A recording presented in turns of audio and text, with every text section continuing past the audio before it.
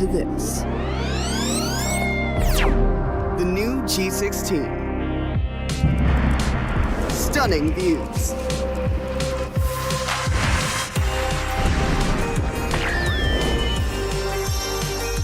Advanced gaming performance. Top the leaderboard. Stay effortlessly cool.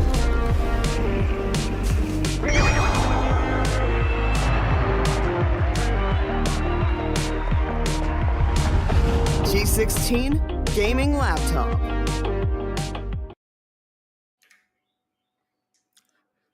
Hello there and good afternoon. This is the Alienware and Nvidia presents the Alienware Gaming Saturday. Every single Saturday we come here, we enjoy the action, we tell you how the esports is budding in every single city that we visit. So today is yet another interesting day where we are visiting back to Delhi, and it's a meet and greet also going on with Guru Gaming. So that is also going to be fun. But introducing us guys, me, it's Raider. Along with me we do have Baba Gusa on the desk, and I would like to ask you, Baba, what's the approach for today?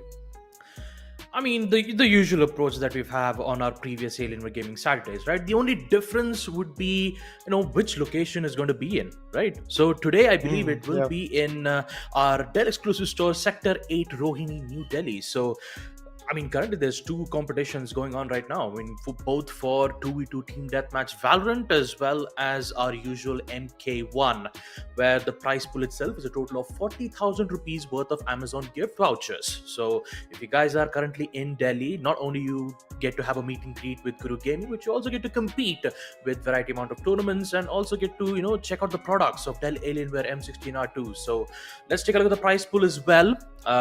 Right now, Valorant 2v2 will currently be the game that we will be streaming as of now. Mortal Kombat 1 will be done off stream. So first place 15,000 rupees and second place 10,000 rupees worth of Amazon gift vouchers. And not gonna lie, Raider, I'm really excited to see what kind of plays do we get to see from these teams.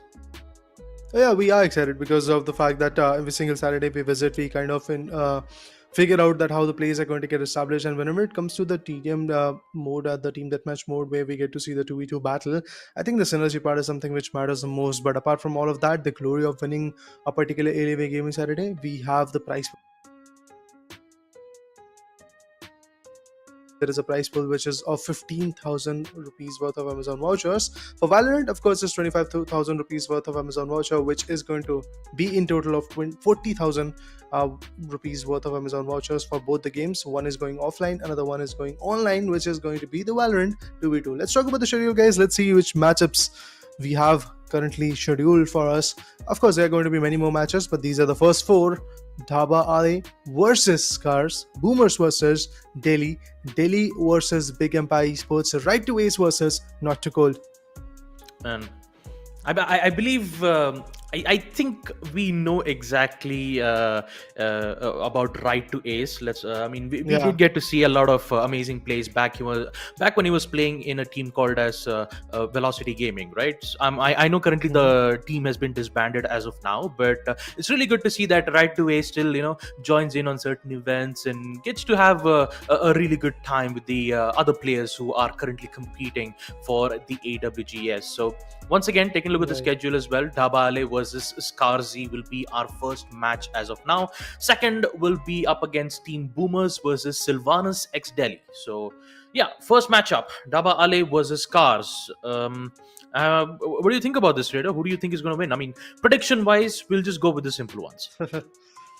I mean, when it comes to predictions in Alienware Gaming Saturdays, oftentimes we just go with the intuitions. Whatever name feels good, we just kind of go with that because we don't really know what the past is. Of course, individuals like Right to Ace or even teams like Big Empire Esports, we've seen them doing something wonderful, especially when it comes to areas like Delhi. And there are certain teams, whenever we revisit cities like Bengaluru, or eventually we go to Delhi or maybe even Chennai for the same sake, we get to see some similar faces coming through. We can predict that maybe they are going to win. But for now, if you ask me, the first game, let's just go with the funny name, Dhaba Ale. Maybe they're going to win. Well, with that, guys, we are back into the action. The very first matchup is going to get started, and as we can see, the mid control has been taken away.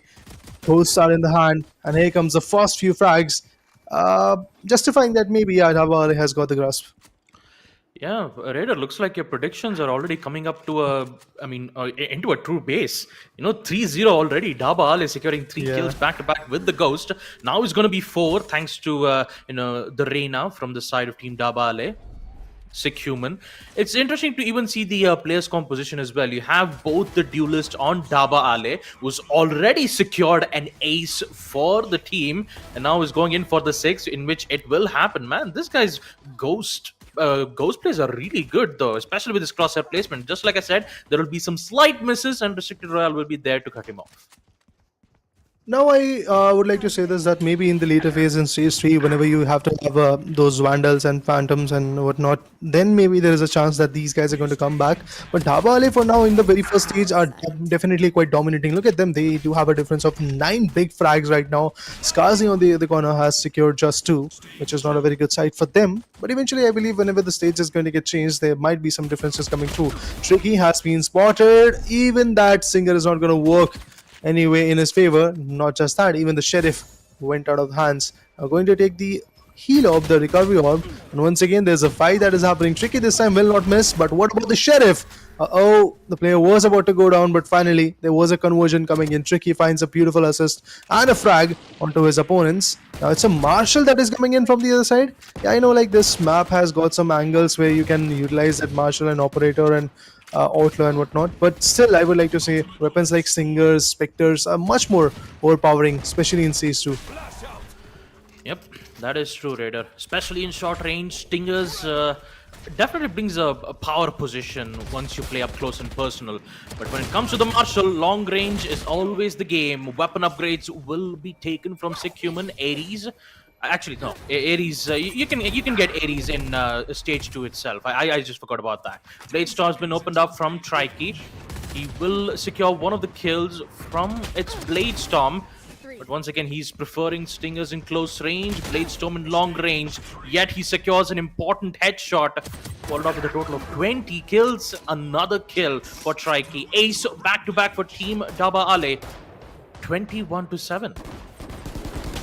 Oh, they're just being unstoppable at this point. They're just getting every single ounce of energy being pointed towards their arch nemesis and just putting them away. Remember, guys, this is the very first stage, so maybe in the later stages, this team might feel some more of a competition. But for now, it just feels like they are rolling in. They're just having fun. They're just enjoying all the competition. A wall bankable headshot comes through from the sides of Restricted Royal.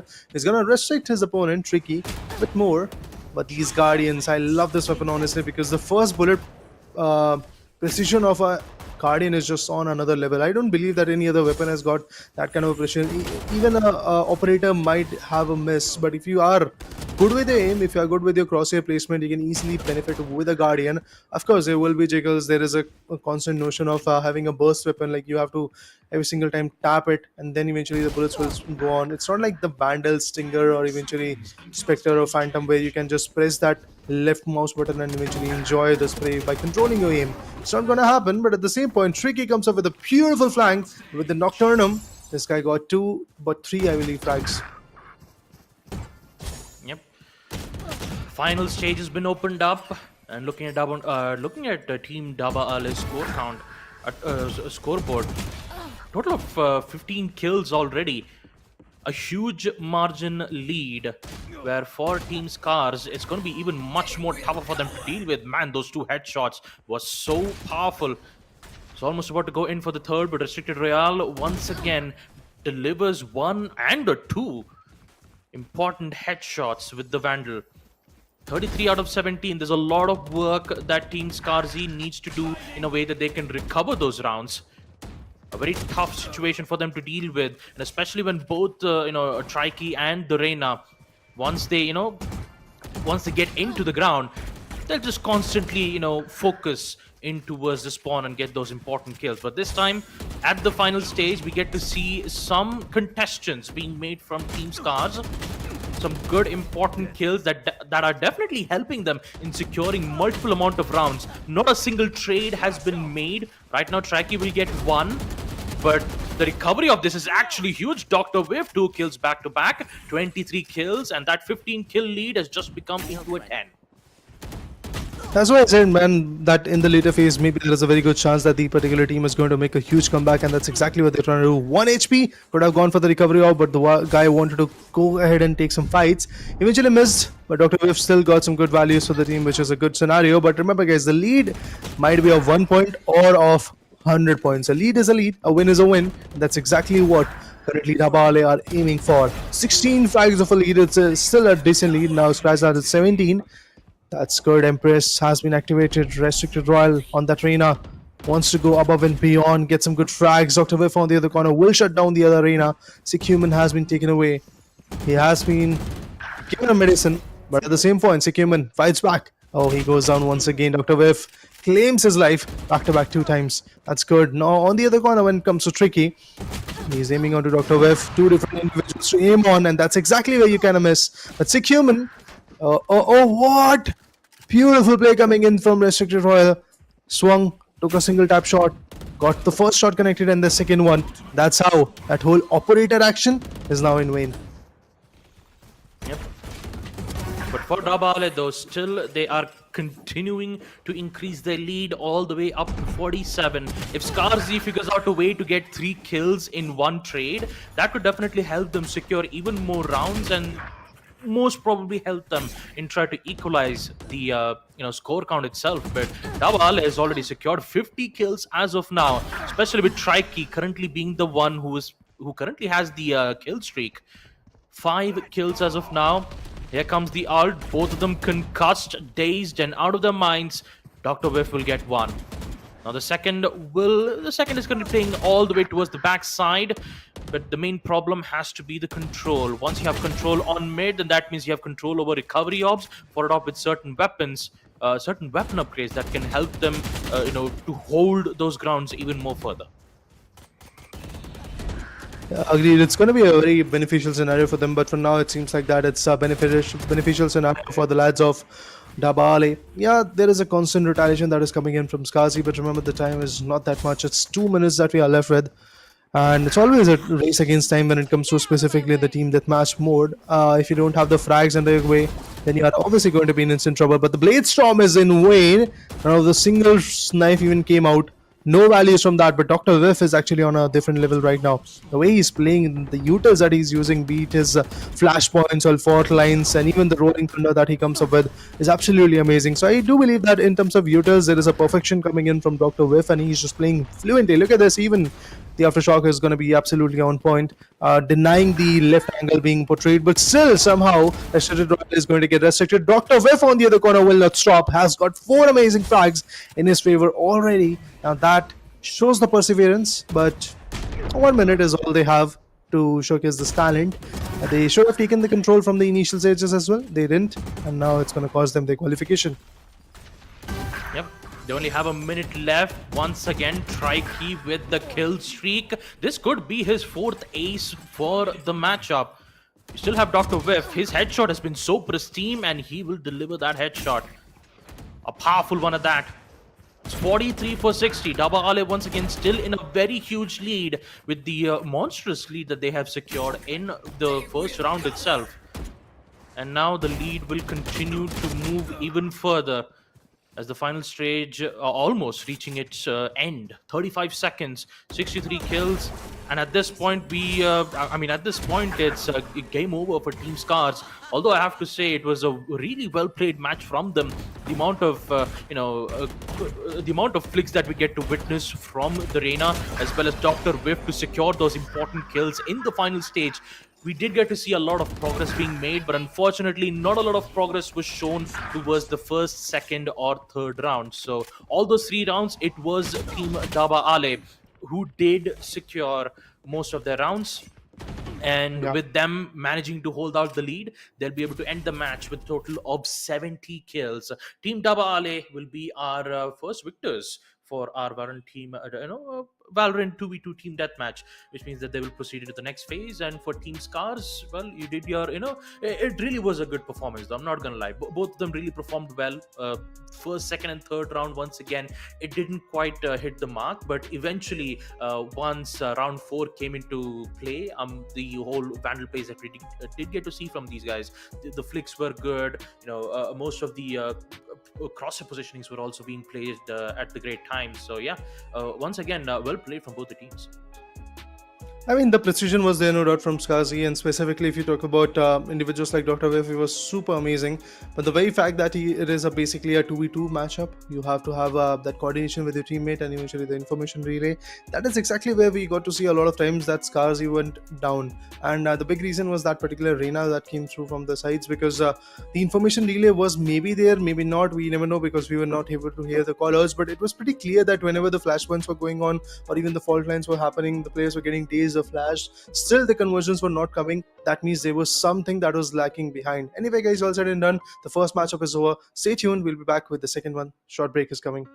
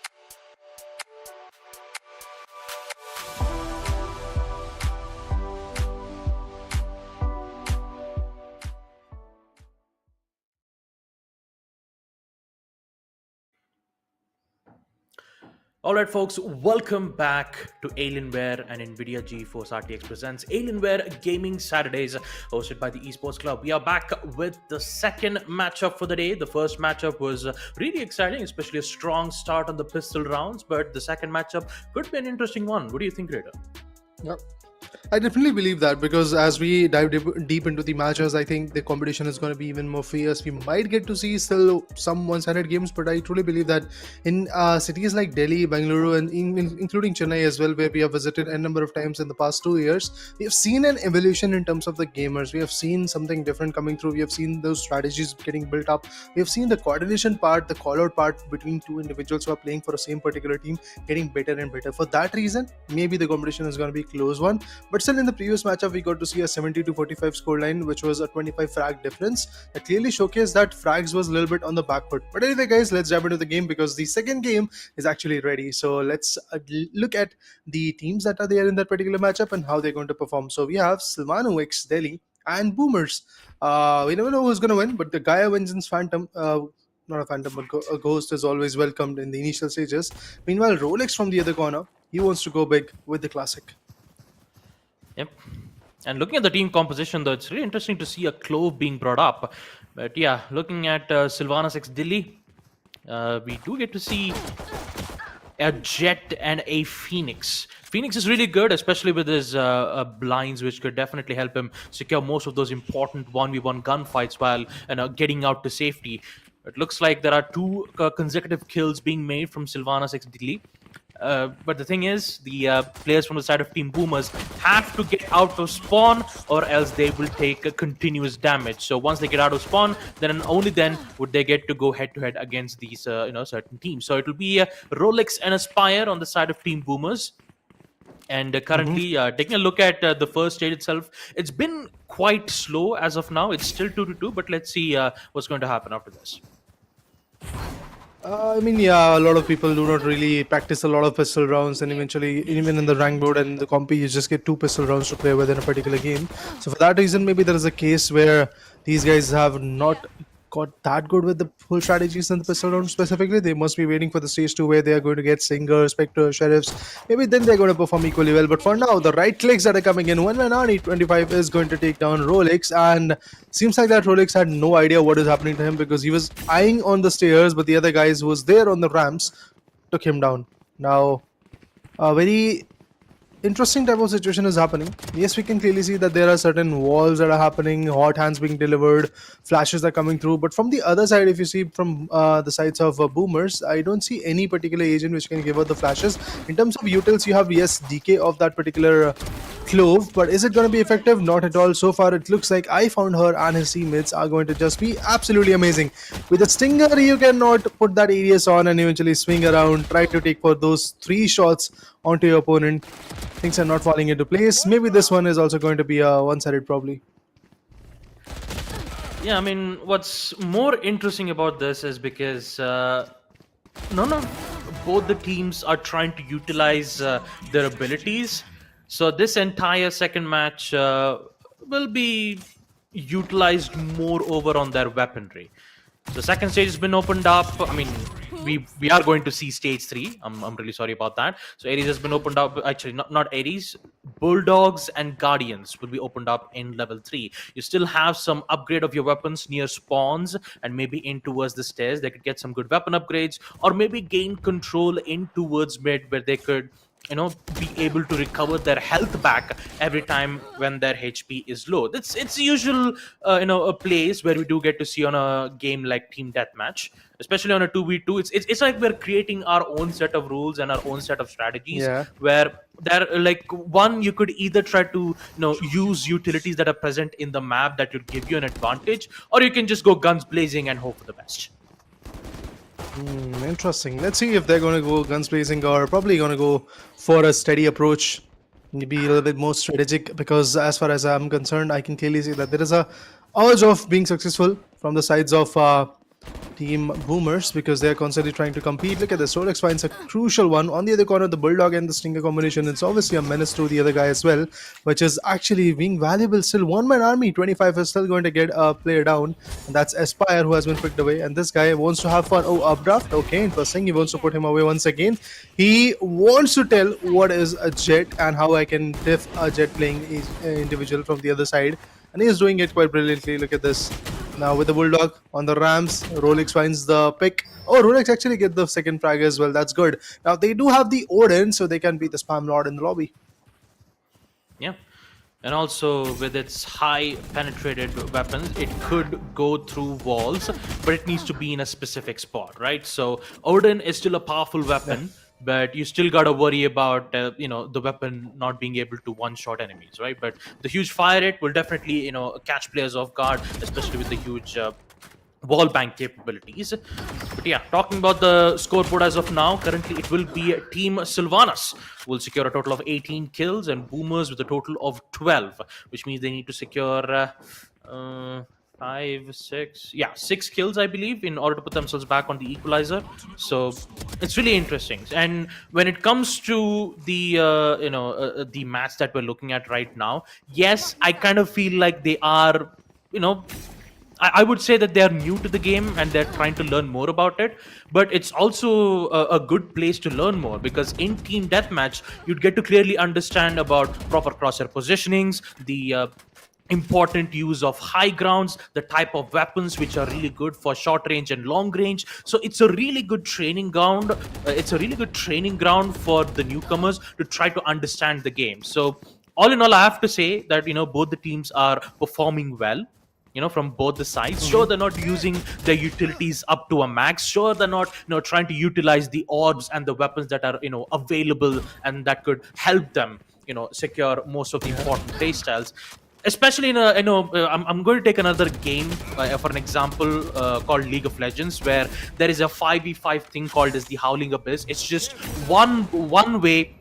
There is like huge amount of orbs and utilities, basically progressing the game faster and helping the players understand how the core mechanics of the game works. This is basically similar to Valorant. It's always the understanding of the basics, and it's a really good way to learn more about the game. Agreed. Of course, this whole equation is something which is going to benefit a lot of individuals who are just casual gamers or maybe are looking forward to set their foot in the esports industry. Guys, remember, it's a big one. It's a grooming industry. It's a blooming industry, to be honest. But at the same point, you need to have some access ways, and that's exactly where Alienware, Nvidia, and of course the esports lab are pitching and joining hands and giving you a big opportunity to prove yourself, or maybe tell yourself that yes, we are capable enough. Or even if you are not looking capable right now, you can still figure out. You can still practice around, because the aim is always going to get perfect with the practice, with the drills, with the TDMs, and with your teammates, of course. Because at the end, Valo and the competitive scenario that Valo has, it's not for the 1v1 showdowns. It's for either 2v2, especially in the Alienware Gaming Saturdays, or mainly a 5v5 action whenever it comes to any other competitive scenarios that you will get to have all the info about.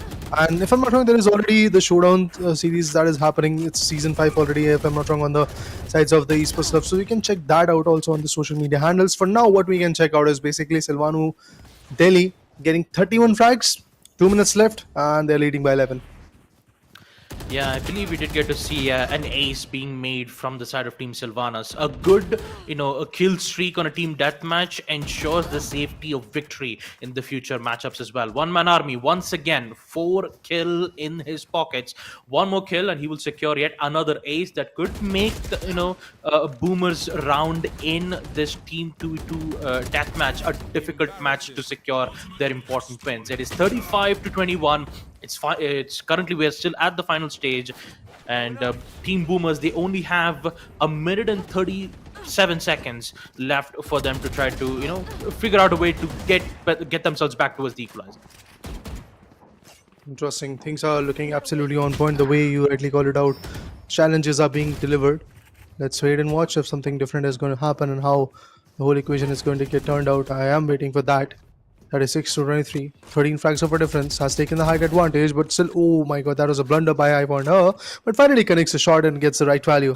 Phantom is a weapon which is a little bit more strategic and which is a little bit more controllable as compared to the Vandal, but still, Vandal is not a weapon that you can easily spam with. It's a weapon that is made for the burst shots or the single taps. Now, that's exactly where the new individual players who are trying to grasp what Valorant is all about. This is one of the basic steps where I believe a lot of people fumble down. So, in this platform, you will get to see that a lot, especially in the last 5 minutes and 43 seconds whenever you have the final stage. In those periods, you get to play with the Vandal or maybe the Operator, depending on your choice, depending on what is spawned. Like, there is an Odin. If this guy wants to pick it up, he can go for it. But look at this. Oh, what? He painted an outline, finally connected a body shot. Yep. There was a spray and a commit from the Phoenix, securing that one little kill, securing that one shot that definitely helped him secure the kill.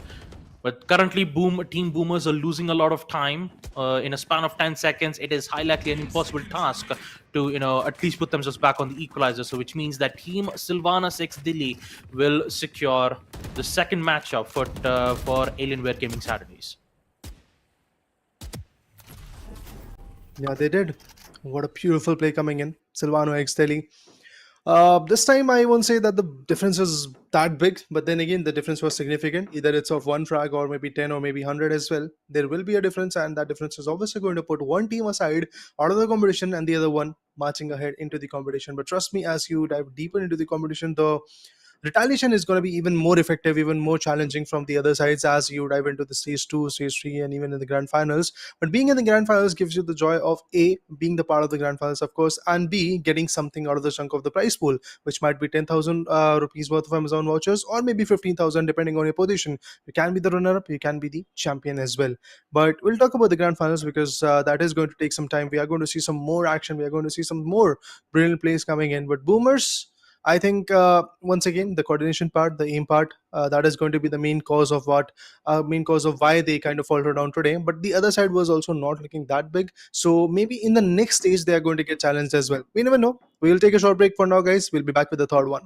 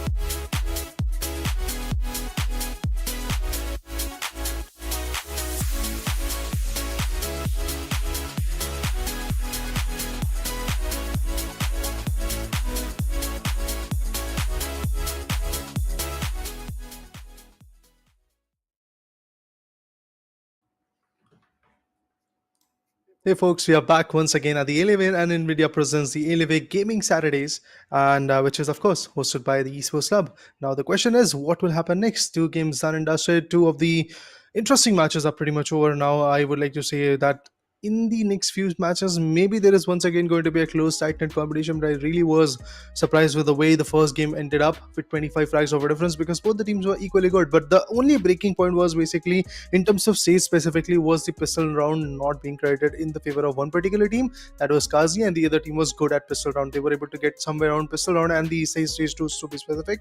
In those two stages, they were able to get somewhere around 25-30 flags of a difference already. So that was pretty interesting. Now let's see in the third game, because the third game is already ready. We will dive into it and check it out that maybe once again we'll get to see a difference specifically for the pistol round because Silvano Exeli are back. Okay, maybe there is a different team, guys. We will get to know that.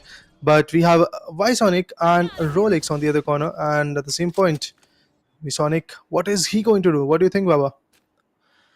Well, talking about the first round, I can clearly see that they're playing it, nice and easy. They're just playing it slow. They're trying to, figure out to, get those information in the first place. So slow and steady, but turns out it will be Team Dilli Ke Bande who will secure two kills back to back in the ghost pistol.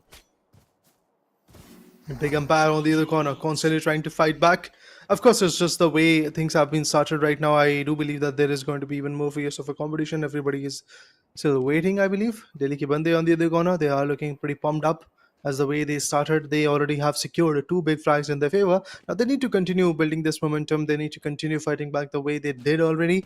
So let's wait and watch if that's going to be the case. But in the mix, we can clearly see the spawn areas have actually spawned shorties and weapons like sheriffs. So that is also going to be very interesting to watch how the whole equation gets built up and how they kind of get all those flags in their favor. But all said and done, I think the start was again a little bit more oriented towards Delhi Kebande, but on the other corner, when it comes to Big Empire Esports, maybe that is a particular team who's not that good with the pistols, but maybe whenever the Spectres, the Phantoms, and the Odins and whatnot will come, maybe they're going to retaliate over there. Too many speculations, guys, because that is exactly what is Alienware Gaming Saturday is all about. You will get to speculate as new individuals will come. There are no history behind them. Yes, there is a history in the terms of city, and there is a history behind the IP that we are here to provide a good chance to all of those individuals who are trying to seek what esports is all about. But at the same point, the individuals that come through, they might have some experience regarding the game or they might not. So we are open for all of that.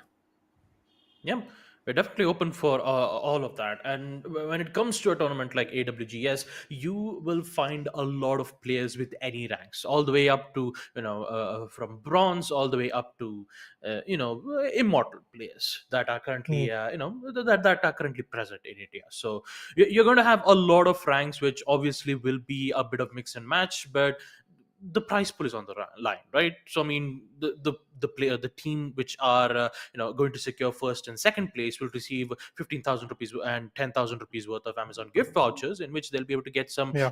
great offers and good discounts from the Amazon stores as well. And once again, a huge shout out for Alienware and Nvidia GeForce RTX for sponsoring this event. This event always comes into play every Saturday, which means in every Saturday we'll have the same Valorant 2 to team deathmatch and MK1 tournament that happens every Saturday on different locations. So sometimes it might be in Delhi, sometimes it might be in Bengaluru, sometimes it might be in Mumbai. The normal gist of it. And this definitely could not have happened without the sponsors as well. So once again, thank you so much.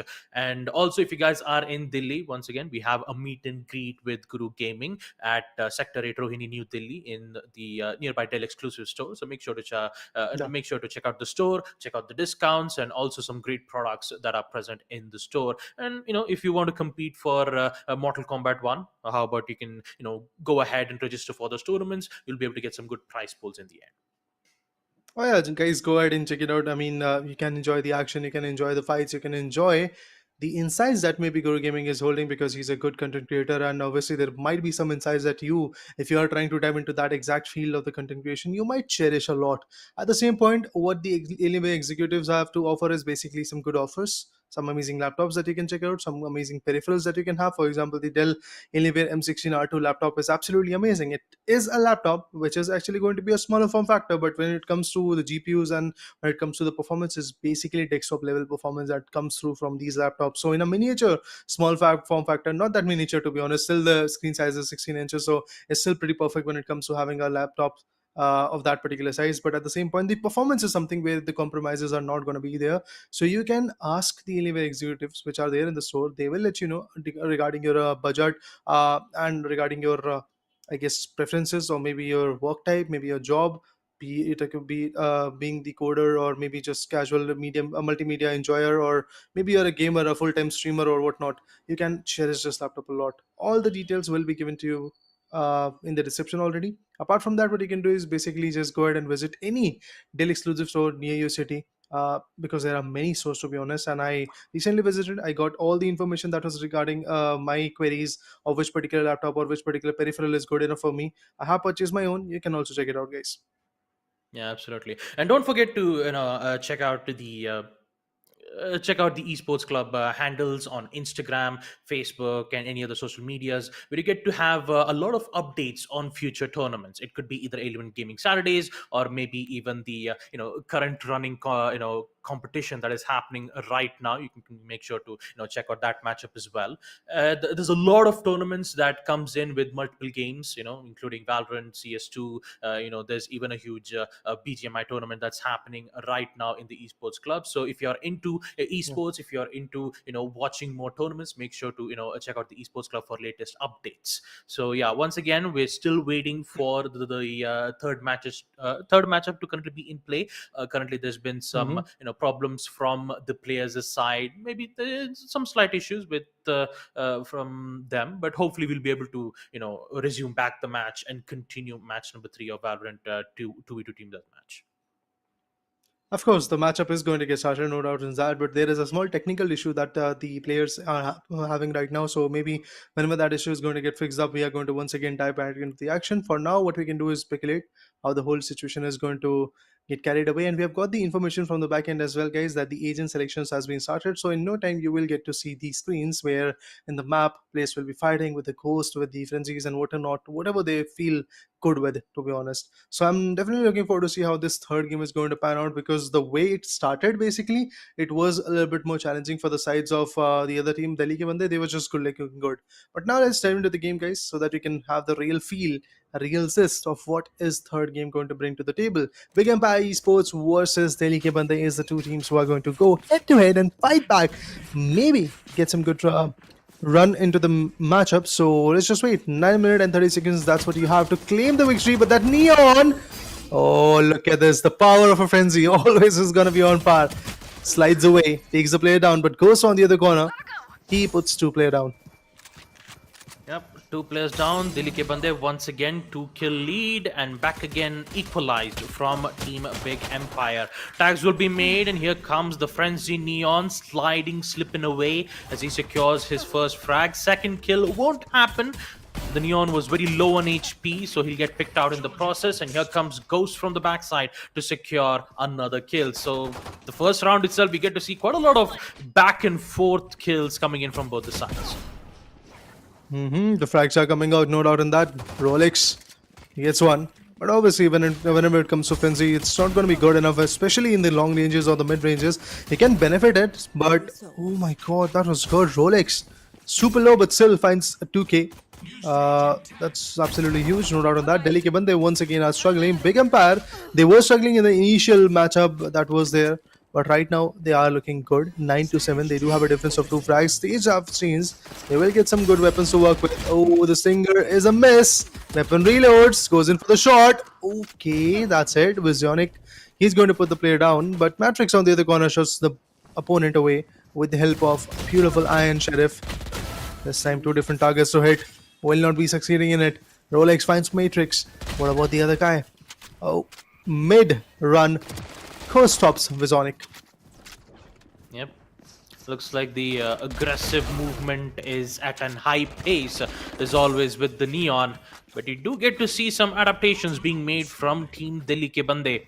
They know that they're playing it very quickly, so they're just going to rely heavily in towards trade. So if one player goes out, the other players would chime in and get those important kills. Huge peaks will be made. Securing one, Ghost with his fourth. If he secures one, he will secure his fifth. So getting that headshot would be very important. Dings to the head.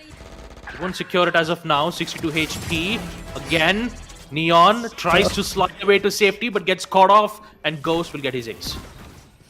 The overdrive was in vain, the ultimate goes in vain. Kill contract, I want to see if that is going to be beneficial, but here that shield is going to save the day. The Sonic could have taken him away, but that shield was absolutely on point. Now the question is, what next? Who's going to win? Who's going to lose?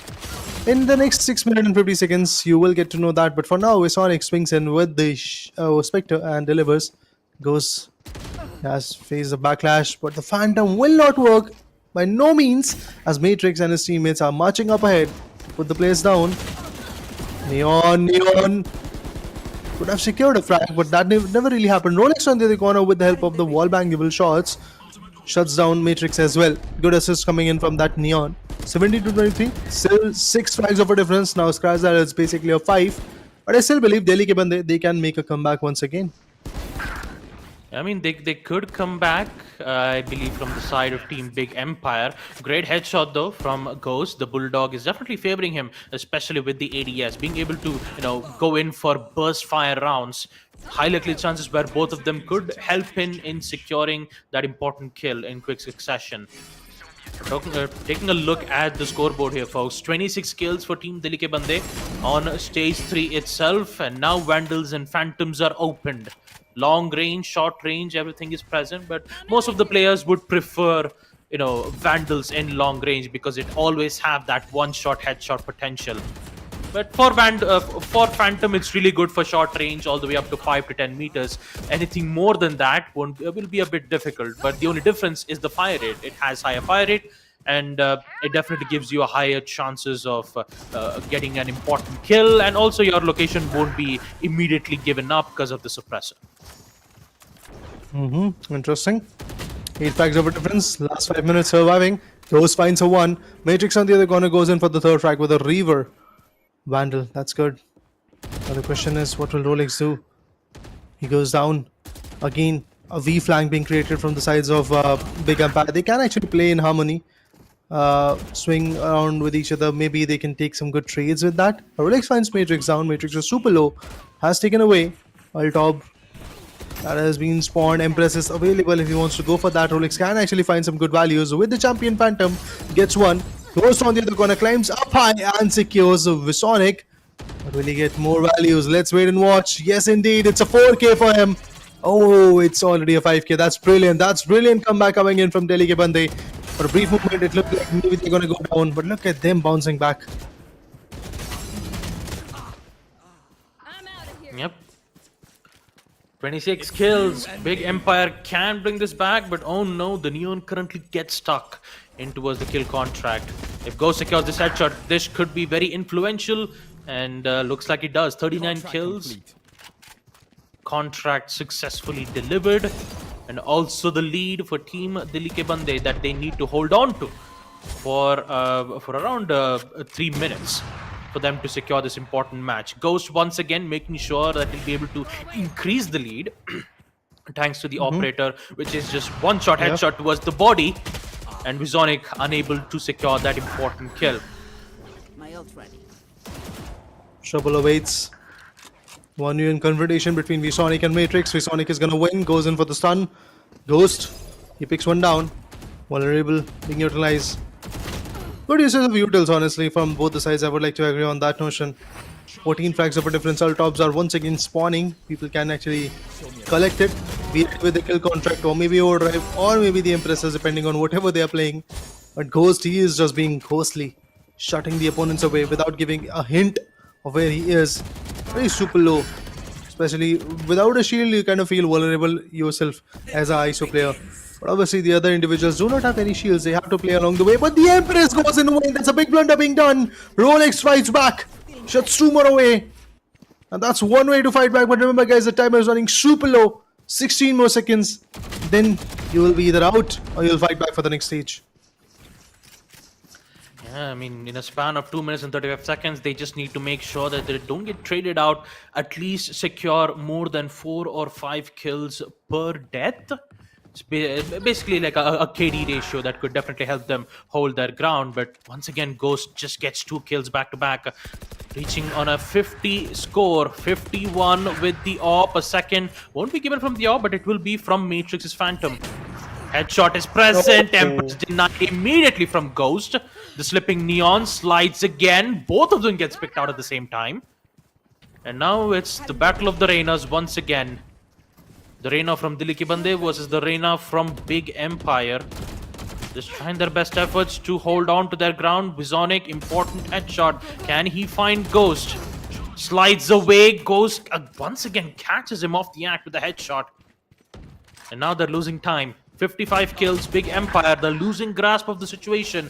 And now they're slowly giving away the win for Team Dili Ki Bande. 18 frags of difference. Now it's 19, slowly and steadily. Once again, Delhi Ki Bande are picking up the pace, trying to climb up. Oh, look at that last shot that connected.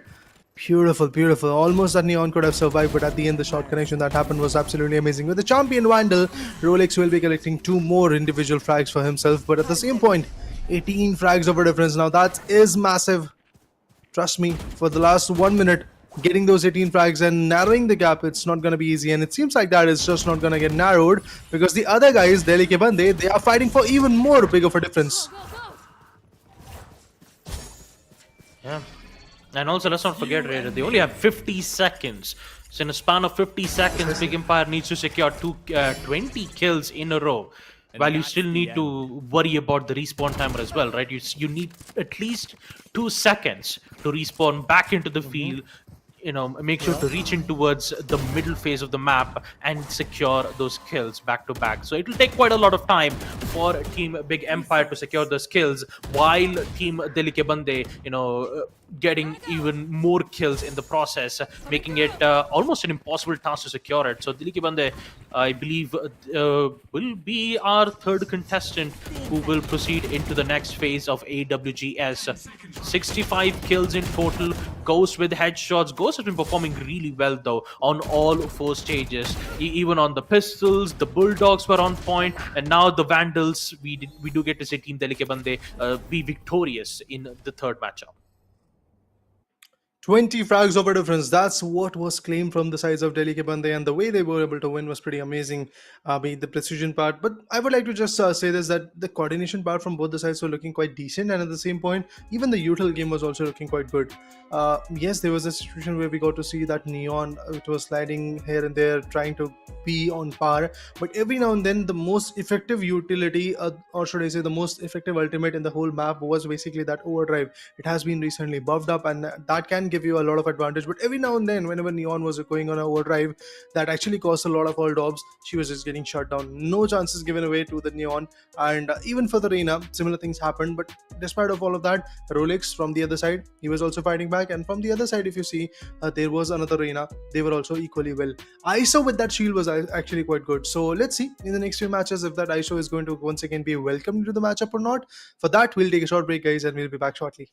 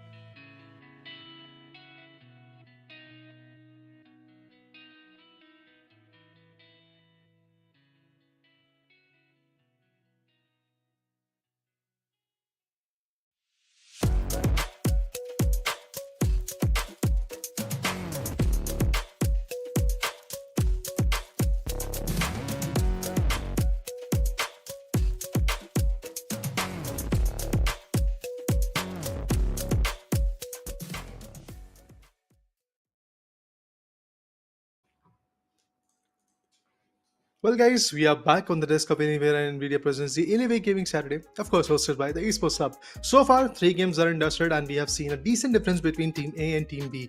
Whichever the match is, match A, match 1 to be precise, match 2, or match 3, in every single matchup, we have seen that certain small mistakes have actually made a larger dent on the adversary team, and they have kind of faltered down from the whole equation.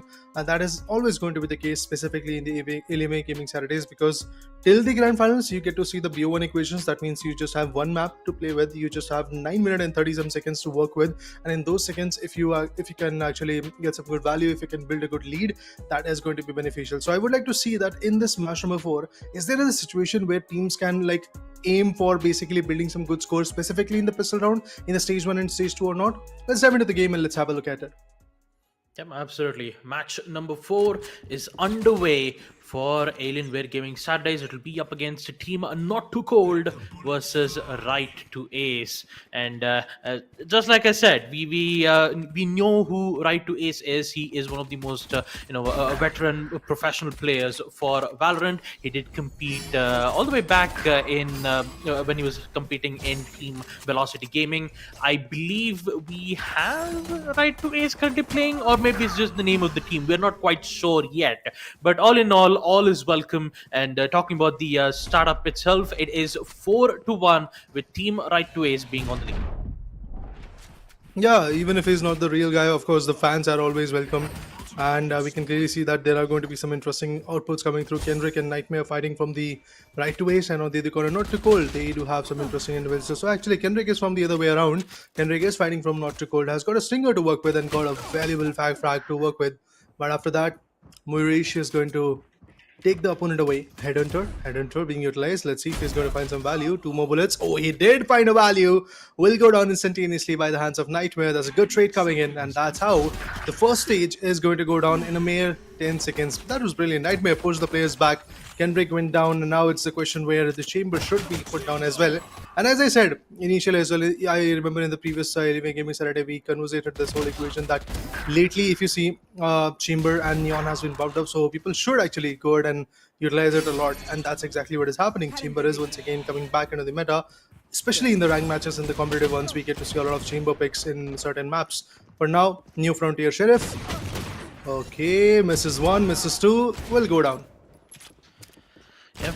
Right now, on the side of Team Right to Ace, a total of 15 kills. A really good lead coming in from the stage 2 itself. Interestingly enough, we don't see from the side of Team Right to Ace you going in for Stinger. They're still relying on the trusty Ghost, in which he's been getting quite a lot of kills, though, especially Muirich. 4 kills with the Ghost.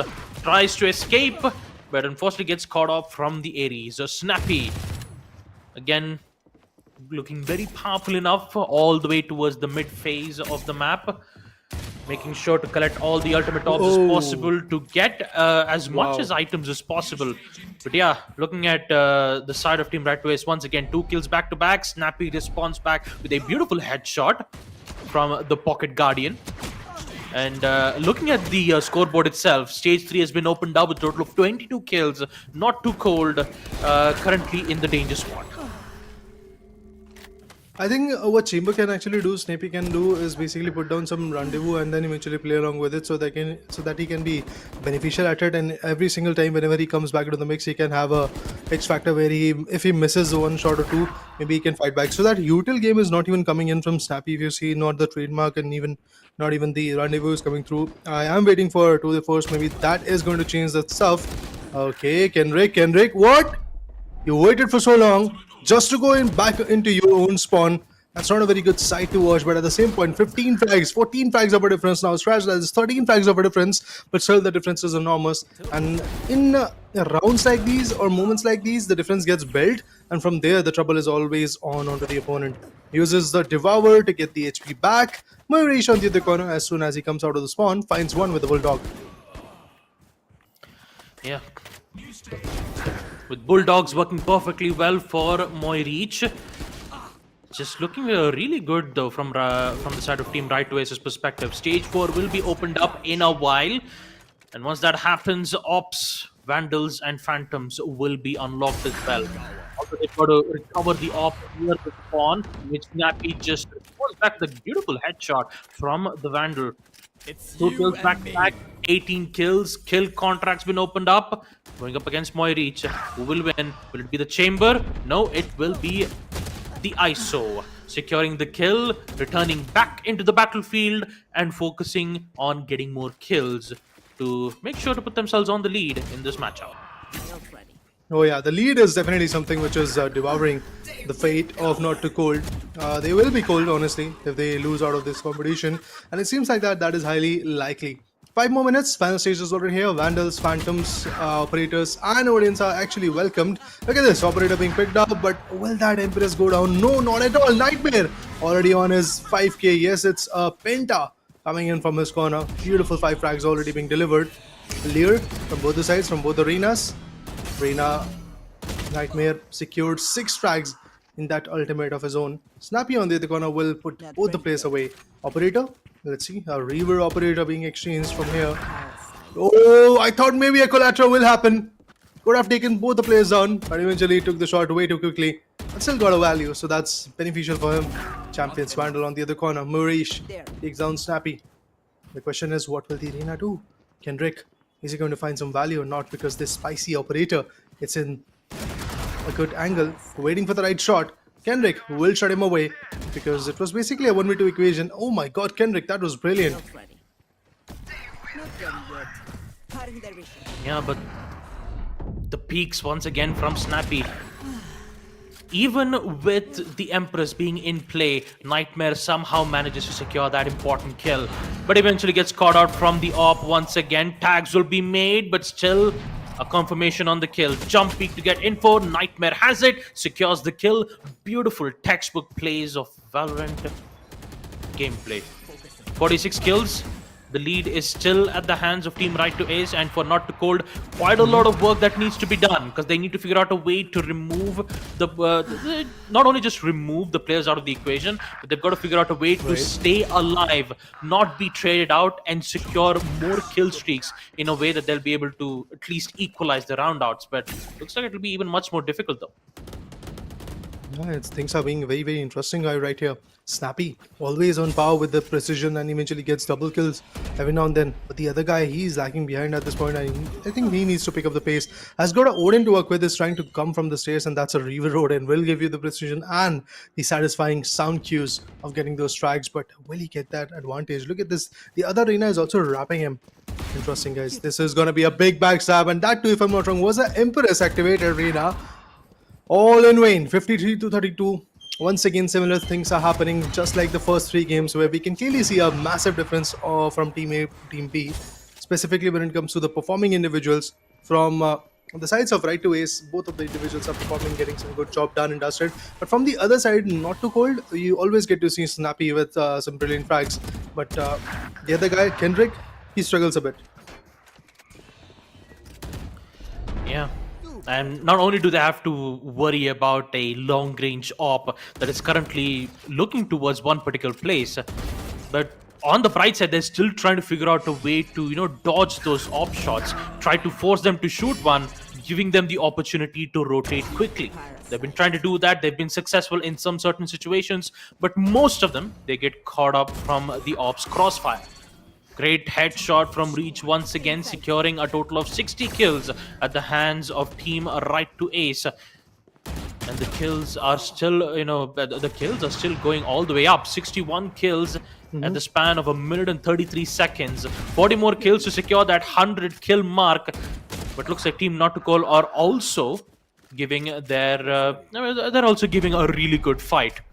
Making it difficult though from the side of Chambers.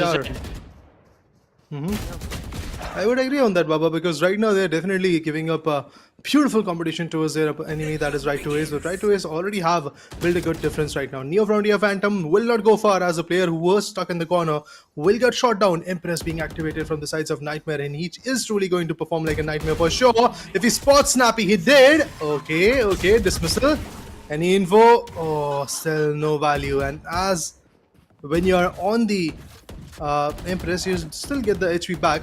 Marish on the other corner counters one, but the Chamber will not let this Empress run away.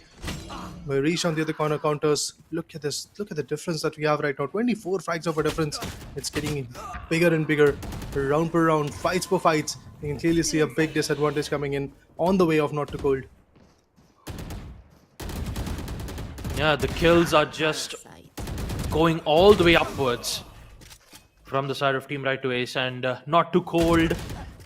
They're having some major difficulties, but the defense is still eminent. It's not like the teams are currently all the way deep in towards the spawn. There are some contestations being made. There are some good informations being relayed from those jump peaks, but yet those kills, those headshots are definitely favoring from the side of Team Right to Ace. So a total of 74 kills as we get to see Team Right to Ace proceed to the next phase of AWGS. Once again, just like that, 4 matches completed as of now, and I believe we'll still be having a match or 2 left to keep the stream going. So we had a really good 4 matches. The first match was really up close and personal on the first 4 rounds.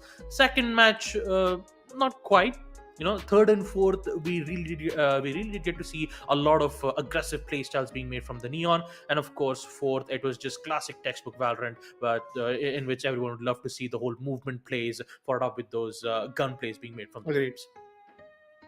Yeah, it was pretty brilliant, especially if you talk about the third and fourth game. We got to see a tight-knit competition, specifically in the later phase of the matchup in the stage 3, stage 4. But when it comes to stage 1, that's exactly where the difference starts to get made. A particular team starts to pop off and they build a difference of 11 to 12, 13 frags. And in order to compensate with that, the other teams are trying to compensate, trying to fight back in the later phase where they kind of lose their own respawns a lot. Anyway, guys, all said and done, 4 matches are done. We'll be back with one more, so stay tuned.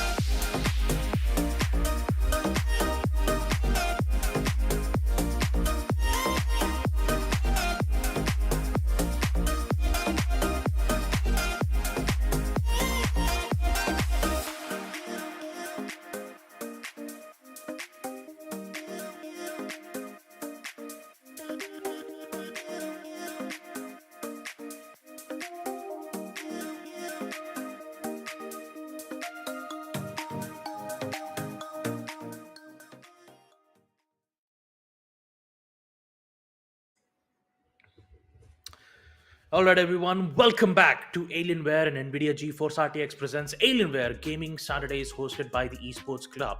We are back once again with match number 5 of the Alienware Gaming Saturdays Valorant 2v2 team deathmatch. So we've had a lots of matches that were one-sided. One of them were heavily outmatched, and both of them had a lot of challenging ups and downs. But yeah, now here we are with match number 5, and just like Raiders said, the grand finals will always be the fun part for these two teams, where the competition will be high and the stakes will be high as well, mainly because of the prize pool. So without any further ado, folks, let us jump into our 5th match for the day. Alienware Gaming Saturdays, it will be up against Team Balapandya versus Amki Gutli. We are in Delhi, guys. Always fun to see these amazing names. And Bala versus Amki Gotli. Who's gonna win? Elo Donatro.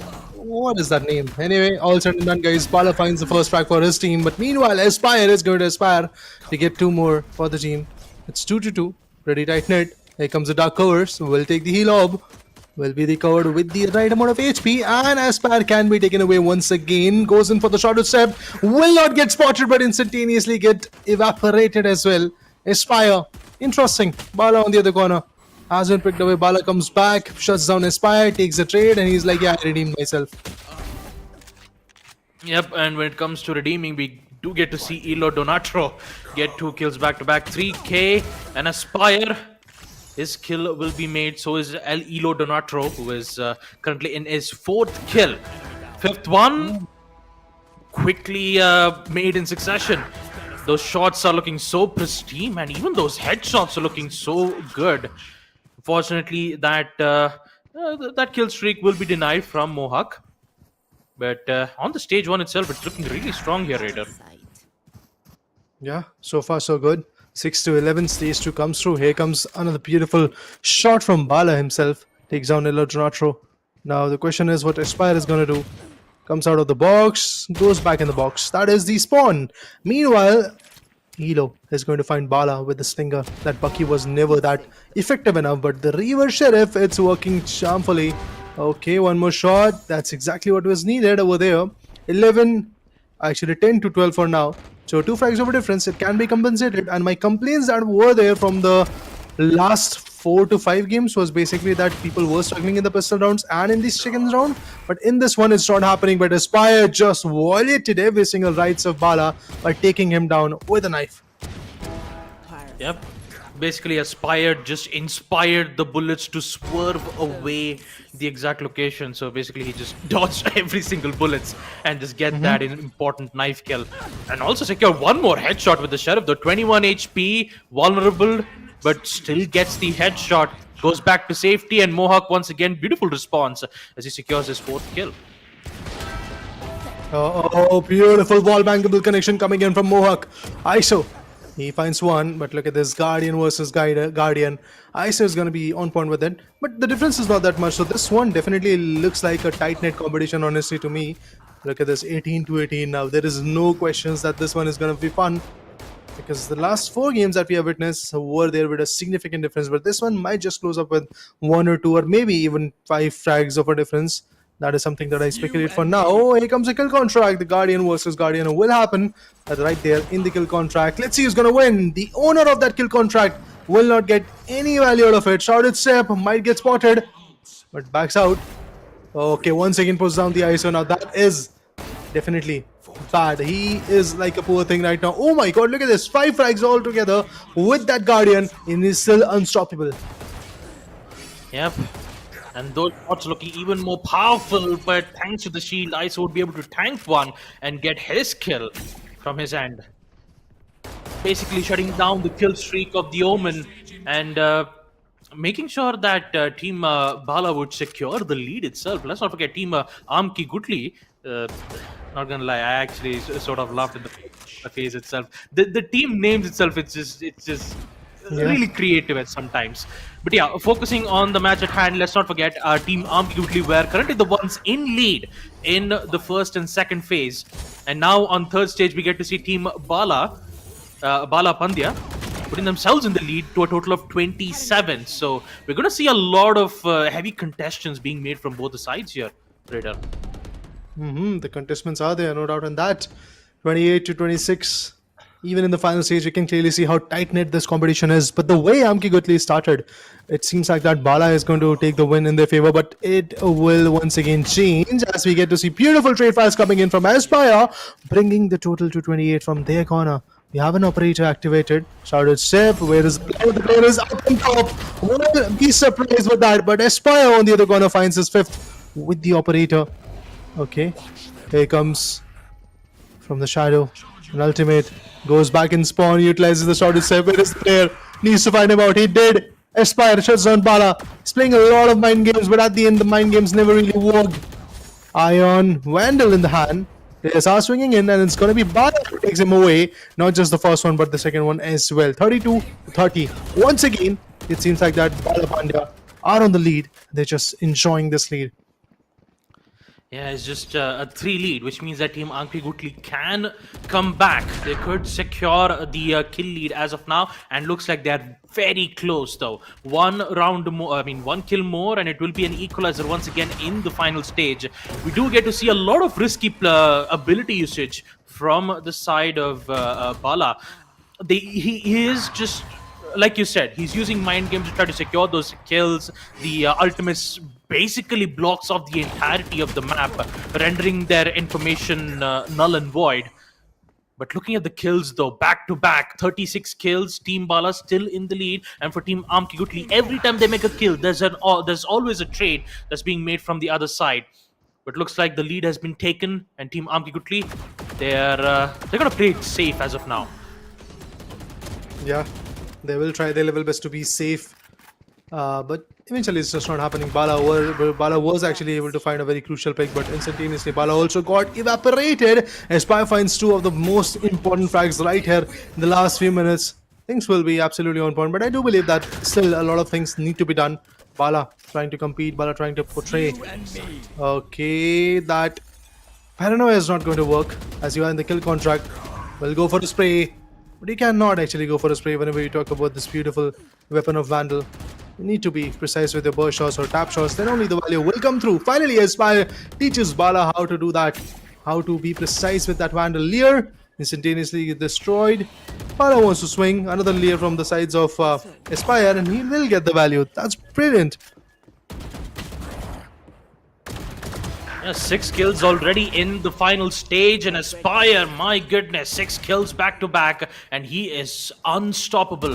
Only 30 HP remains. Omen's teleport unfortunately doesn't hit the mark as ISO was expecting that teleport to be in its place. Shields will be given, so is the confirmation on the kill. The ISO has been dealing maximum damage in this particular stage. Once you have that kill streak, it's basically done and dusted. A total of 10 kills being given for Team Amkigutli as Aspire is unstoppable at this moment. Even though he was sent back to the spawn point, the lead still continues from ISO. Well, he also gets removed out with a total of 5 kills from his end, and the Reyna will try to make sure to get those recovery of those kills as best as possible. But once they start moving, once they start getting control on towards that mid, it's getting even much more difficult for Team Bala to recover the rounds that they've lost. Yeah, it's getting even more challenging, that's for sure. Bala, Pandya, and Stage 3, they were looking absolutely amazing, but right now it seems like that every now and then, whenever they're trying to come back in the mix, whenever they're trying to like marginalize the gap, they're just faltering down. That is the kind of pressure that the other guys are making. Bala himself is trying to get some good frags, but what about the other guy, Mohak? He's on the back foot right now, and Nightmare on the other corner. Like, the Nightmare that Aspire brings is absolutely amazing. The way he's playing is absolutely phenomenal. Even ISO, every now and then with the kill contract, has been pretty good with it. I want to see one more Empress coming in from Aspire, and that in turn will definitely improve the chances of Amkigutli winning. I really thought that this one is going to be a close tight knit, but it seems like that, especially in the final stage, there is no answers from Bala and his team. I mean, Bala currently, I believe the teleportation and the mind games from Bala has been decreased as of now. He'll be mainly focused on trying to get those important kills as best as possible. Unfortunately, on the kill contract, that will be unsuccessful. Ball bangs attempt from Aspire, but eventually Omen will try to get out of that positioning and gets caught from the Reyna's crossfire. Only 25 seconds left. Amkigutli a total of for a total of 72 kills. And at this point, Aspire is just going unstoppable. 6 HP remains, but the recovery orb, even with the flash, even with the nearsightedness of the Omen, he still secures a kill. But he's been taken out. ISO is still present.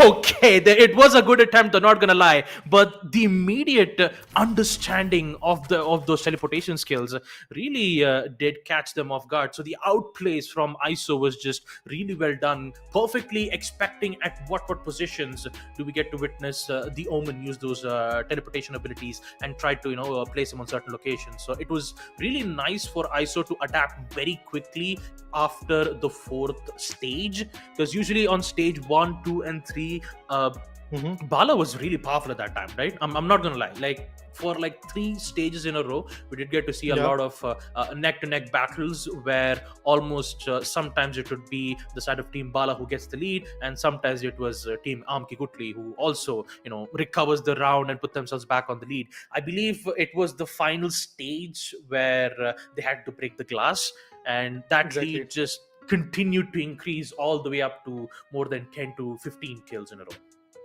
I would agree on that point. Yeah, I believe we'll be taking yet another short little break, folks, and we'll be right back with the next match. Until then, stay hydrated.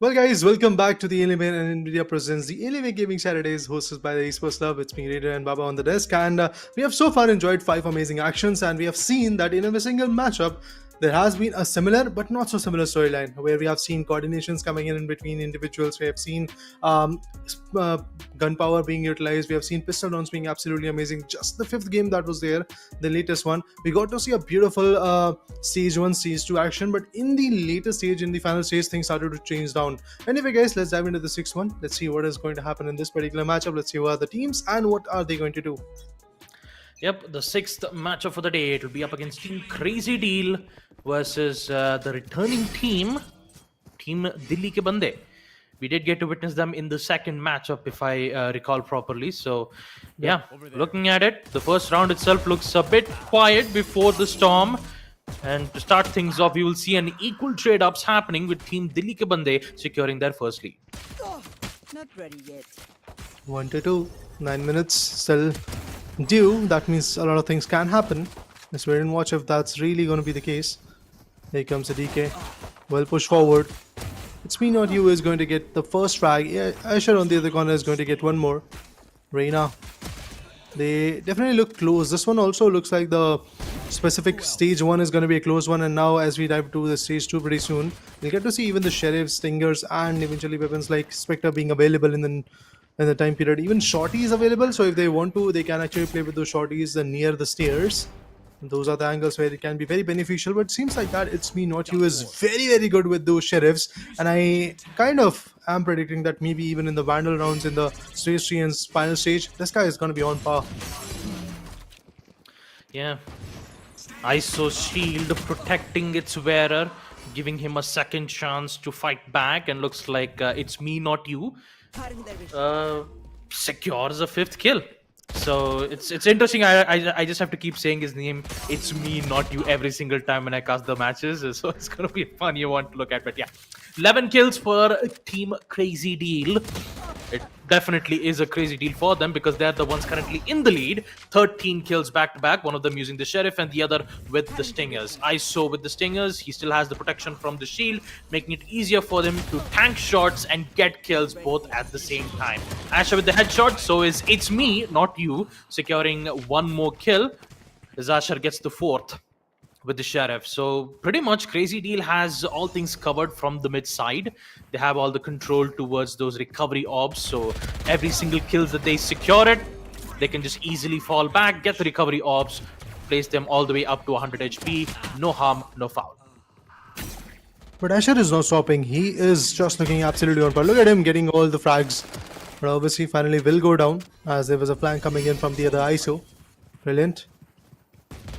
From the sides of Crazy Deal, they once again wants to fight back. But Asher, even the stage 3 is here, but this guy still wants to play with the same Sheriff and wants to be valuable. But Reina is going to put him to the sleep with that Bulldog. That was a beneficial shot coming in. Now I really want to know what the guy known as Asher is going to do. Oh, he actually switches back to Guardian. Another weapon like a Sheriff. Honestly, the single tap shots of Guardian, especially the first bullet precision, is absolutely on par. We have said that a number of times, and that can be clearly stated even in the playstyle. Asher spots the player. The kill contract is in vain. Nobody got actually captured in the kill contract, but the guy who utilized the kill contract is away in the spawn. Asher on the other corner will once again get compromised. It is not looking good for the sides of Team Crazy Deal because so far they're just losing a bunch of their own spawns. They're just getting picked off bit by bit. Not a good scenario for them. Asher on the other corner fights back. Puts a massive dent onto ISO, but Reina will be getting his 4th K. ISO will once again nullify the whole carnage that was coming through. Yep, and with the weapon upgrade still present on Cage, he's going to be even much more powerful than the Bulldog. All it requires is just one shot to the head. Bulldog from ISO, he will get one, followed up with some protection with the help of shield. Will be able to tank some major damage. Still stay alive. Final stage been opened up. 25 kills for Crazy Deal for the past 3 stages. Currently the ones in the lead. Meanwhile, as you take a look at Team Dilli Ke Bande, they also have Vandals in their hand, but unfortunately they're trying their level best to get their kills, but eventually it's been put a stop from the hands of Team Crazy Deal. So kills are looking great, so are the trades, but let's not forget Crazy Deal still have the lead, and it's going to be even much more tougher if Crazy Deal continues to, keep having the lead for around 2 to 3 minutes. 8 frags of a lead. Kill contract, but what was that? Oh my god, ISO. He benefited with it. Swung around with that RGX operator, was able to put the player down, but it's operator versus operator. A miss. In turn, ISO will fight back, put down Asher. ISO will once again get the other guy as well. 31 to 24, slowly finding themselves back into the mix. Vulnerable, and then beautiful exchanges also coming in. From the right corners, you usually get to see Reina swinging around. Has got the recovery orb already available, so if he receives some shots, he can easily go back. But those ISO shields are something which is going to be a menace for that operator. Look at this again. Absorbed that first shot of the operator, and then finally there was a conversion coming in from those wall bangable shots from Airshaw. And that's how we get to see the downfall of that op. Reina, it's me not you, has been picked away. Not just that, ISO retaliates by putting down Airshaw. The combined effort, the synergy part is somewhere which is getting shook down from sides of Crazy Deal. They need to once again be a little bit more composed with their approach. Then only there is a chance that they will win.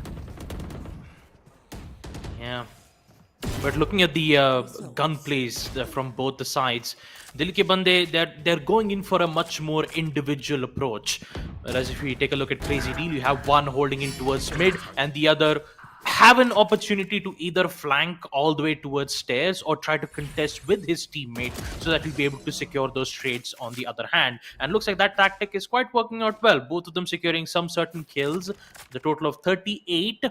I believe they still require around 7 kills. And the op is going to be definitely a menace to deal with.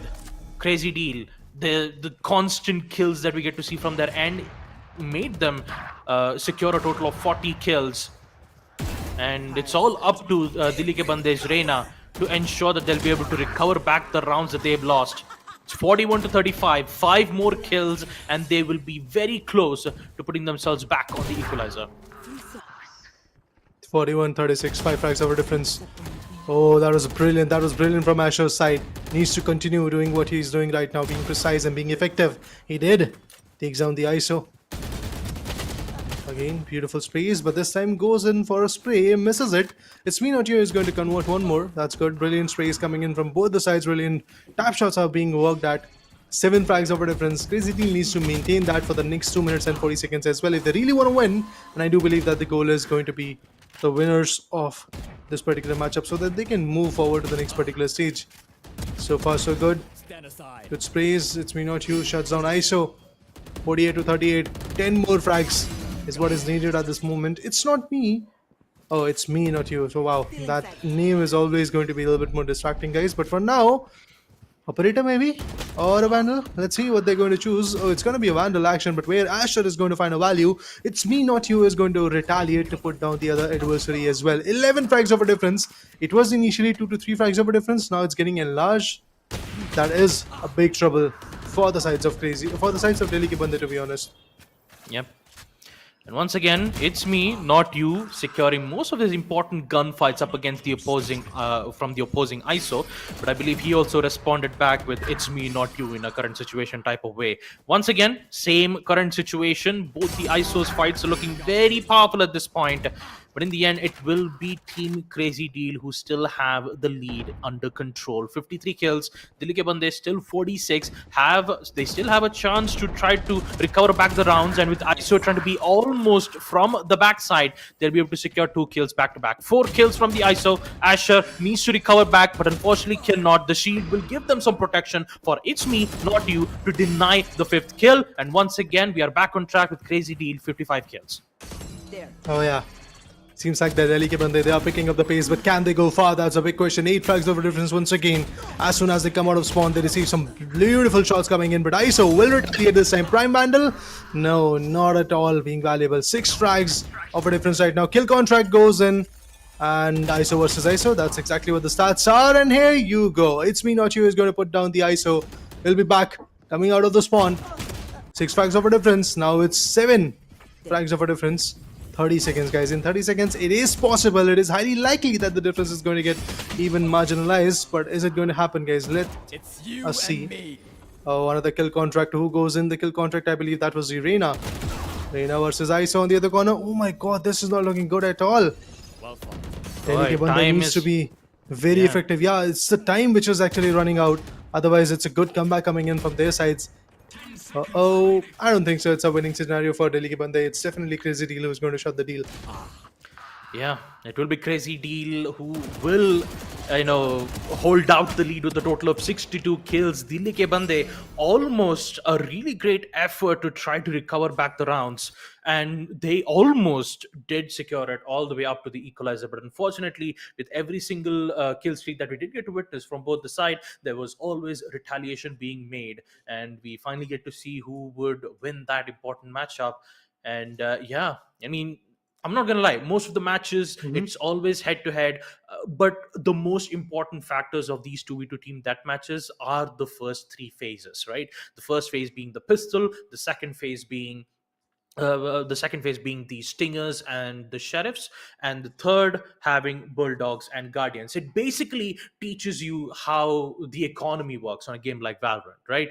Because usually in the first round you'd always end up with pistols. The second round it's always next to pistols, which you would either have a stinger, a specter, or maybe a sheriff.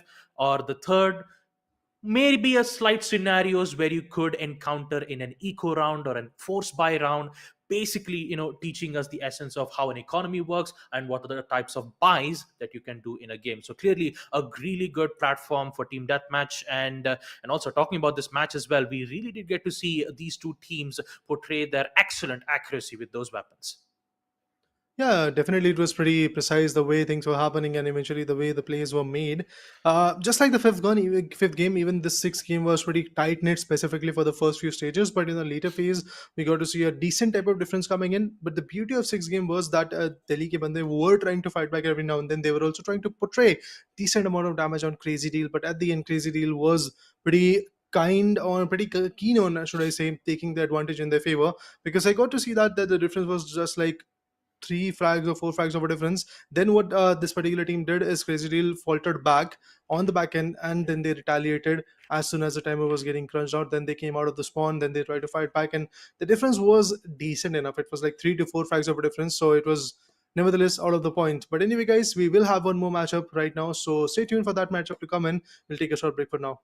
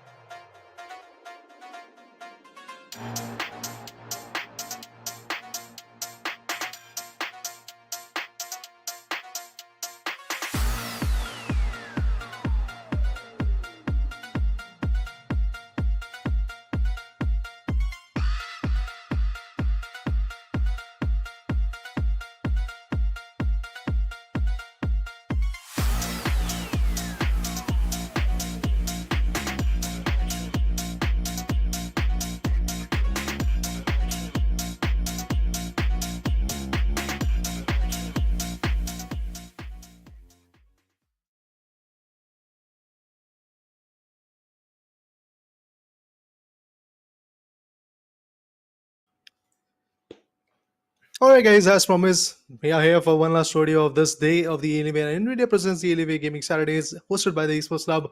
So far in the last 6 games, we have seen a lot of evolution in terms of the players, and now that the teams who have played already the earlier stages of the game are coming back, for example, Sylvanus Delhi and eventually other teams like Delhi Dhabi. So I think they are going to be absolutely amazing. Let's just dive into the game and let's see how they're going to play, because as we dive deeper into the competition, the advantage or disadvantages may rise specifically. Honestly, for individuals like Sikhuman or Dhaba Ale, I would like to see how they are going to play, what kind of strategies they're going to build, because the previous matchup was against a team which they were able to beat.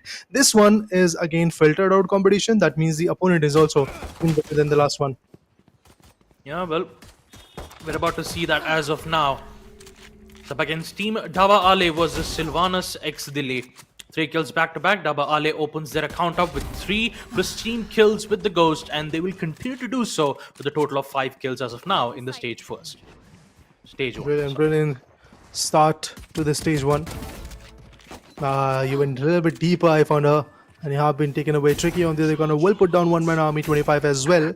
7-0. So far, no openings. Finally, I found her is going to find the first strike for his team. Moving up ahead. Tricky takes down, well, not just one but 2, amassing a total of 4 frags, updrafts. Still finds a value. It's already a 5k for Tricky. One man army 25 still not have opened up. Okay, Tricky, he will get the 6-1. Brilliant play coming in from Tricky, as every now and then is the other guys who are just facing the backlash. One man 25 has still not even secured a single frag for the team, which is pretty interesting, honestly. Now the scenes are changing. Maybe these guys are going to find some value, because so far it looks like a one-sided domination from Dhaba Ale. Yeah, but looks like these long-range shots from iFounder, who's currently playing as the Phoenix, will make sure to get a kill all the way long range. It's really difficult to get kills on long range, especially with a gun like Stinger. So you'd either go with burst fire or just go in with taps. But somehow the Stingers definitely secures one. But at that certain situation, Tricky will get his kills, who's currently in a very huge lead. A total of 10 kills as of now. And I believe he hasn't been eliminated just yet. 20 kills now already in stage 2. And for Sylvanus X Delhi, 3 kills. Interesting. 22 for Tricky. He's already on his 10th, and I believe after 10 the marker never reaches up. But a Blade Storm activated. Interesting. Gets one. Will miss on the second one. Maybe he's going to find a value again. No, not at all. It felt like maybe his knife was shot down by the bullets coming in from the other side. It just felt like that for a brief moment. But 25 for 5, that means it's basically an advantage. 5 times an advantage against their opponents. I found out will find Sikhuman. It's a Guardian that is available. Goes in for the swing. Tricky is not even stopping, man. Look at him. But one man army 25 is going to finally put him to sleep, but just for a brief moment, because there is a 20 frag difference which is still happening, and that too in this kind of stage. I doubt that Sylvanus X Delhi is going to make a comeback. I mean, you do gotta give good efforts for one man army. It's in the name. Making sure to it was basically a David versus Goliath type situation, right? It's a huge lead, and suddenly that huge lead gets cut off immediately from one man army. But yeah, talking about the next phase, let's not forget this is team deathmatch. So with every single kills, you'll be respawned, which means that Tricky could continue his kill streaks once again. The biggest question would be at how much kill streak would he get to do it in one single life. Once again, Sikhuman having the Vandal in hand. That's been upgraded towards the stairs. Actually, from the stairs, it's the Phantoms, and the one near the spawns is the Vandal. So with the Vandals and Phantoms in play, and using that to its advantage for Team Dhaba Ale, they have secured 34 kills. And for Sylvanus, they are stuck with Bulldog. Not for long. The final stage has been opened up, which means they'll also have Vandals from their end. Then the difference is how many kills will they able to secure in this final stage. The best part for me is, Baba, that so far, if you talk about Tricky, this guy has actually secured at least 3 times a 5k and 1 time actually a 10k. 10 kills, that means back to back. That is indeed absolutely amazing. And not just that, even Sikhuman, look at him, he is also reaching to the same marker, and that's why maybe there is a possibility that we might get to see a scoreline of 100 to whatever the score is from the sides of Sylvan 6 Delhi. If that happens, man, that will be a big disappointment for the sides of Sylvan 6 Delhi. But Tabale on the other corner are having fun. They are just rolling in right now, misses a lot of shots. It's a dream work, but on the other corner, Sick Human will be getting his 7th. Once again, brilliant connection, 3rd K, tricky. Sick Human goes in big with the Odin now. Is that Empress activated? Let's just see. Yeah, Empress is actually available. So no issues in getting all the frags that they need. Yeah, but all in all, on a serious note, I have to, give kudos for Sylvana 6 Delhi for participating in this tournament. I'm not gonna lie, when it comes to an online tournament, the difference between an online tournament and a LAN tournament is the feels of what you get, right? In online, it's always about you being alone, basically, sitting in your PC or maybe in a nearby cafe where you get to compete in tournaments. Or in a LAN series, it's definitely a different situation, right? Because you get to be with your team, you get to give fist bumps every time you complete a match. So both online and LAN has its own fair share of differences, and I'm really glad that the teams competing in Alienware Gaming Saturdays get to experience how LAN would feel like. Of course, it's not in a high score situation, of course it's not a 5-5, but it's a small scale, it's 2v2. Yes, there are some certain prize pools if you win, but it basically helps you prepare and understand on exactly how esports players do get to deal with situations like this, right? Both when it comes to mechanical skills as well as the mental skills as well, because mental skill is always an important thing to have. You need to be calm in certain situations, you need to be patient, you need to make sure the anger shouldn't get the best of you. So it's a really good proving grounds for these teams to understand exactly how it works and how it plays on both situations. I agree. I do agree on these notes that it's a very good learning curve for all the teams who are here competing, be it Sylvanas or even Daba Ali, who are trying to currently win, because the competition never stops. The evolution in between players never stops. As you beat one team, the other one is going to put you to the rest. So for that, you need to be ready. And all thanks to Alienware, all thanks to Nvidia, and all thanks to the Esports Club for bringing in these amazing IPs where we can clearly see the evolution part happening. 65-13. Now I doubt that maybe we are not going to reach to a marker of 100, but still 80 or 90 is something which is still pretty much probable. The Bladestorm is trying to sneak in, trying to get the value. One-man army on the other corner is going to find a value, but here you go. Again, a 5k coming in, that too from the ultimate. He'll get the 6-1 as well. Maybe he'll be finding his seventh one, maybe that is the case, because of the knives that are always replenished. With the help of those frags, he's back to 5 knives. Until unless he goes down, the knives are not going to go out. But finally, the knife did go out, as one-man army is going to put the Jet to sleep. But the other guy, Sick Human, he still got the last 2. Yep, 72 kills as of now in the final stage. 72 versus 16. Dhaba Ale currently in a very huge margin lead. And for Sylvana 6 Delhi, unfortunately, it's going to be very difficult for them to recover almost around 50 or 52 kills. But yeah, a minute and 46 seconds to get a total of 55 kills will be an impossible task for Team Sylvana 6 Delhi to recover back the kills. But all in all, once again, really great efforts. Like I said, participation is key. Hopefully in the next future AWGS matches where it could happen in Delhi once again, maybe we get to, maybe Sylvana 6 Delhi would be able to practice more on Valorant games and come back even stronger in the next future weeks. Who knows? You never know. The more you learn from this game, the more you get better at it. And hopefully we might be able to see Sylvana's, be able to come back in the next future tournaments of AWGS. But let's focus on Daba Ale too. Daba Ale has also been performing really well. 86 kills, 10 kills back-to-back for Trikey. I have to say that his leads are going quite a lot though. I believe for every kill, his KDA is around like 10 kills. Basically kill deaths and assists. So at this point, hopefully at the end of the match, we might be able to see that Tricky will be able to get around like 60 to 70 kills. Great hip shot. Great hip fire from the Reyna. Sick Human already opened up his account for Ace as well.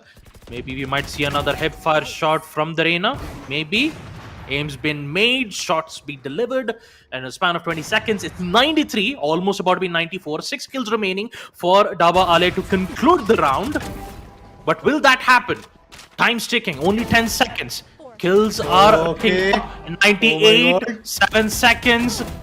One more kill to seal the deal, and looks like it will happen in a span Wow. of 4 seconds. And just like that, folks, Team Daba Ali secures a flawless round win, 100 to 19. I mean, the main reason why I'm saying flawless is because 100 is the end point for a Exactly. 2-team deathmatch. So yeah, they have secured the win, and also they'll be able to proceed to the next phase of AWGS. Alienware Gaming Saturdays. Brilliant play coming in. Brilliant play coming in, to be honest, so far when it comes to Dabale, the way they were performing. If I'm not wrong, 5 to 6 ace moments coming in from the sides of the Jet, and 2 to 3 coming in from the other sides of Secuman as well, which was Arena. That clearly showcases what kind of metal these guys were playing with and the precision they had. So yeah, it was an amazing day, honestly.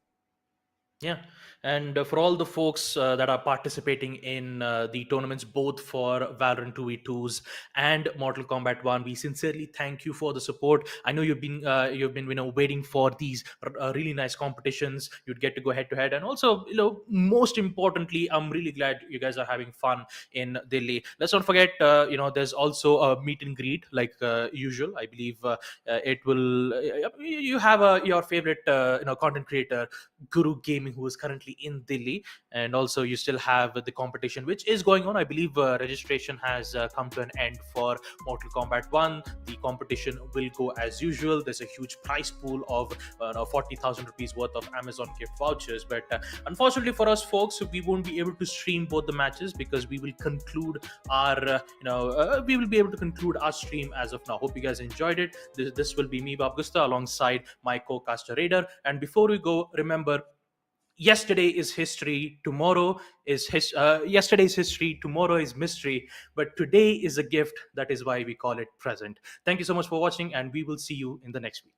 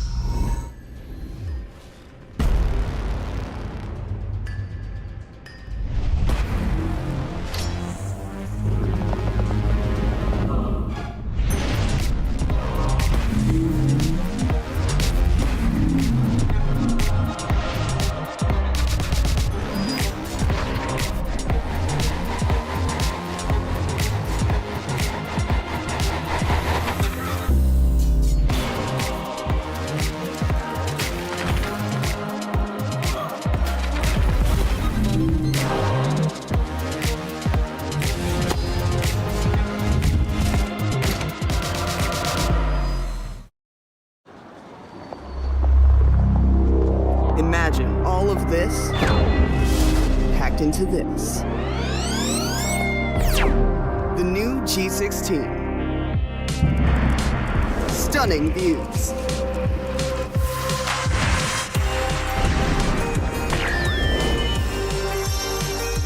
Advanced gaming performance. Top the leaderboard. Stay effortlessly cool.